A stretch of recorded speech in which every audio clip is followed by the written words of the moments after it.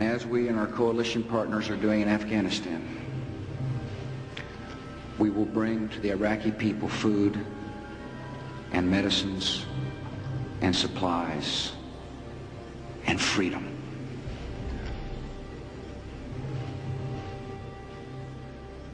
So I believe that this is a fight for freedom, and I want to make it a fight for justice too. We have shown freedom's power, and in this great conflict, my fellow Americans, we will see freedom's victory.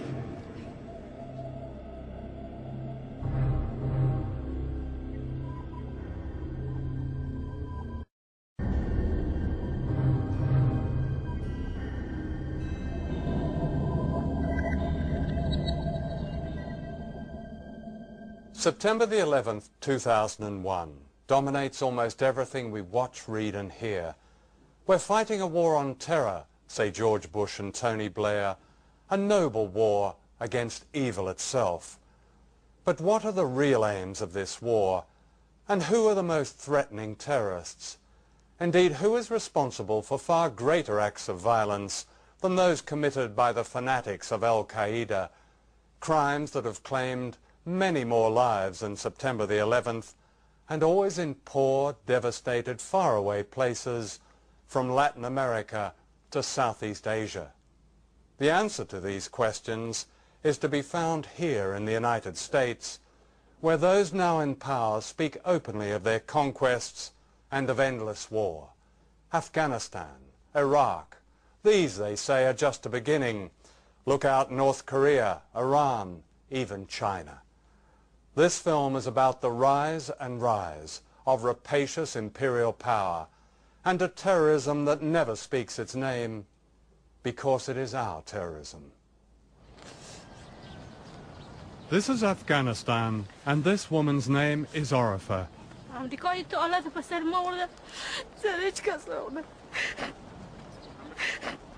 In October 2001, an American plane dropped a 500-pound bomb on her mud and stone house.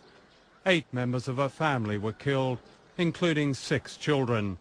2 children died next door.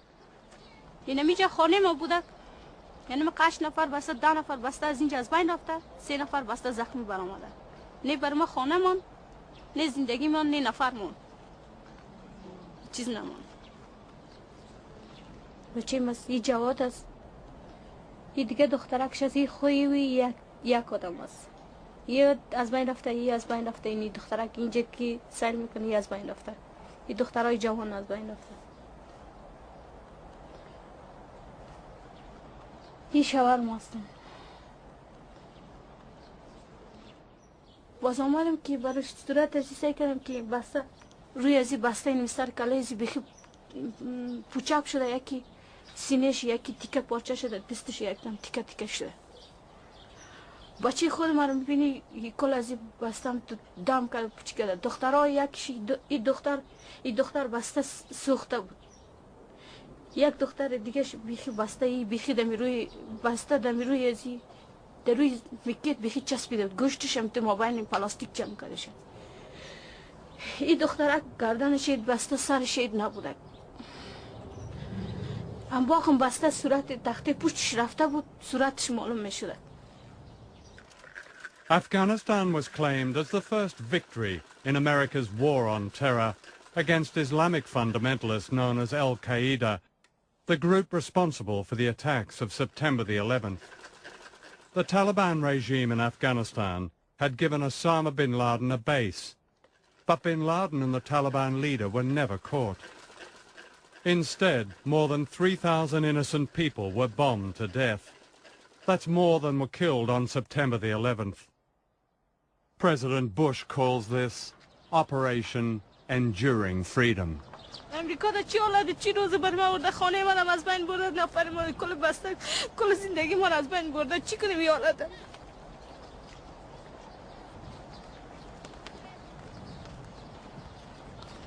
دیگه کسی که خوب است برای آزادی آمده که میگم ما خوش هستیم برای ما شب روز ما به غم است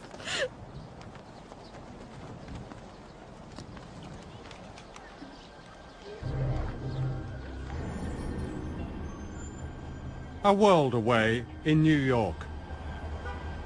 This is Rita Lazar and her brother Abe. Abe was killed in the Twin Towers on September the 11th. He might have saved himself, but chose to help a disabled friend. My view does not look out on the World Trade Center, but I'm on the 15th floor in Lower Manhattan, and I ran across the hall to my friend's apartment, and her windows looked out on the World Trade Center, and I got there in time to see the second plane hit the second building. And strangely enough, it was only then that I said, oh my God, my brother's in that building. Danny, my son's best friend, called and said, can I come over? And we said, sure. And he said, did you watch the president's speech? And we said, no. And he said, he mentioned your brother. And I looked at him and I said, what are you talking about? And then I thought, gee, there must have been a lot of people who stayed behind with their friends in wheelchairs. You know, you don't think that it's your own brother. You don't think that. But it was my brother.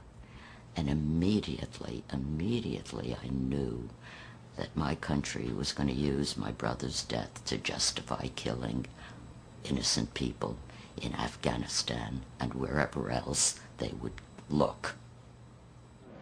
Rita decided to go to Afghanistan to comfort the victims of the American bombing. She met Orifa and took her to the American embassy in Kabul to seek compensation for the killing of her family. I'll tell you about Orifa. She had taken a translated description of what had happened to her and her family to the American embassy to ask for help, and had been turned away and told, go away, you're a beggar. The oppressed people of Afghanistan will know the generosity of America and our allies. As we strike military targets, we will also drop food, medicine, and supplies to the starving and suffering men and women and children of Afghanistan. The United States of America is a friend to the Afghan people. Such a friend that out of $10 billion spent in Afghanistan in the last 2 years, the majority has been spent on the military.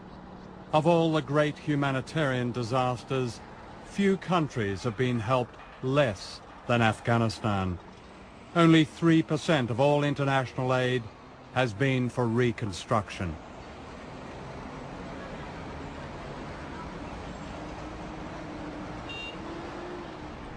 Such a friend that the United States has yet to clear these unexploded cluster bombs it dropped in the center of Kabul, where children play in the lethal rubble.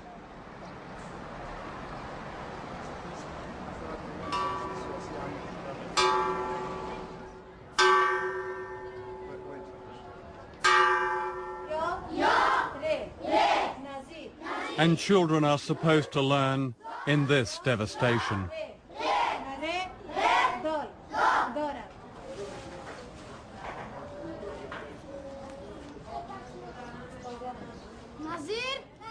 The Afghan government gets less than 20% of the aid that is delivered.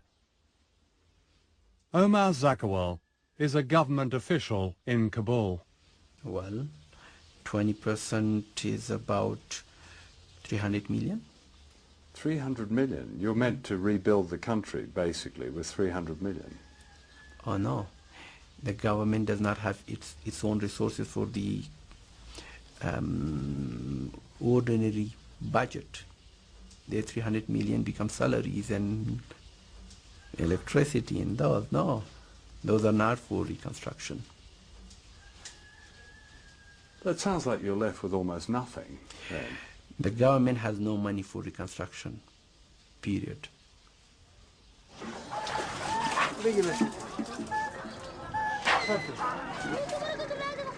The water in this typical Afghan village may look clean, but it's contaminated, and most of the children